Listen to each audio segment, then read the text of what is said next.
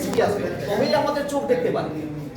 তাহলে এমন বিক্ষিপ্ত প্রতিফলন একটা এখানে আলো জ্বালছে, আলোটা দেওয়ালে প্রতিফলিত হয়ে আমাদের চোখে আসছে এবং আমাদের চোখের ক্ষমতা রেঞ্জের মধ্যে তবেই আমি দেখতে পাচ্ছি। এখন সাদা যে বায়ুটা গ্যাসটা বাতাসটা আছে ওখানে যে বিক্ষিপ্ত আলো ওখানে বিক্ষিপ্ত হয়ে আসছে কিন্তু আমাদের দেখার অনুভূতির মধ্যে নয়। কিন্তু ওই পুরো ডাস্টে যে আলোটা প্রতিফলিত বিক্ষিপ্ত প্রতিফলিত আমাদের চোখে আসছে সেটা আমরা বুঝতে পারছি। যেখানে এই বিক্ষিপ্ত প্রতিফলিত হয়ে চোখে আপনার বক্তব্য হচ্ছে ধোঁয়ার মধ্যে এমন কিছু আছে যেখানে আলোটা পড়ছে পড়ে আপনার সেখান থেকে এটার মধ্যে একটু কালারিং দাও, এক ফোঁটা কালারিং দিয়ে লাইটটা ছড়াও, সেই আবার দেখা যাচ্ছে আবার ডেটল দিন, সরি এটার মধ্যে আপনি স্যাভলন দিন, তাহলে দেখতে পাবেন ওটা দেন দেখি। এই ঘটনাটাকে কি বলে?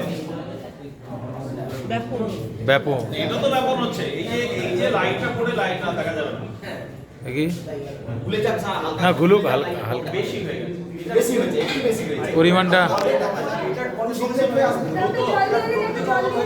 একটু একটু জল দিলে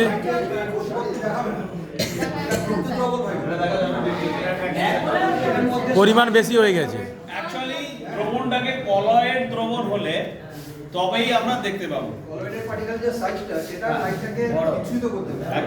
অ্যাকচুয়ালি কি হয় ওই যে কণাগুলোকে যেটা বলছেন স্ক্যাটারিং, মানে লাইটটা পুরো চারিদিক দিয়ে দেখতে পাবেন কিন্তু শুধু একদিকে লাইট প্রতিফলিত হয়ে যাচ্ছে তা না, দেখতে পাবেন সামনে থাকলেও দেখতে পাবেন। অ্যাকচুয়ালি হয় স্ক্যাটারিং হয়, যার জন্য আপনি এই ঘটনাটাকে কি বলা হয় সর্বপ্রথম একজন বিজ্ঞানী এটা লক্ষ্য করেছিলেন এই ঘটনাটাকে না টিন্ডাল বলা হয়। ঠিক আছে, এর জন্য আমরা দেখতে পাই। তো থ্যাংক ইউ।